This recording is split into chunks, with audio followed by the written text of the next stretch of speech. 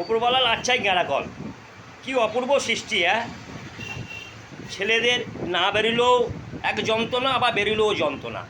না বেরোলে বাড়ির পাড়াপড়শির সবারই চিন্তা যে ছেলে এত বড় হলো এখনও গোবরদারি বেরোলো না, আবার বেরোলে পরও শেভ করো করে সেলুনে ছুটতে হয়। আর কীরকম জিনিস দেখুন, কী অদ্ভুত জিনিস।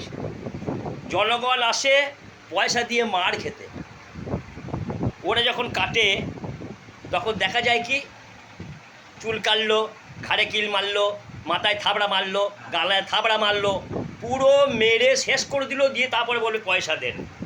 দেখুন বসে বসে হাসছে, মিচকি মিচকি হাসছে, দেখুন হ্যাঁ মিচকি মিচকি হাসছে, একবারে শয়তান। কীরকম অবস্থা বলুন দেখিনি। এই কাটতে সেই বিপদ, তারপর আবার লাইন দাও, লাইন দিয়ে তারপরে মার খেতে যাও, তারপরে পয়সা দাও। যে কীভাবে কী করা যায় বলুন তো।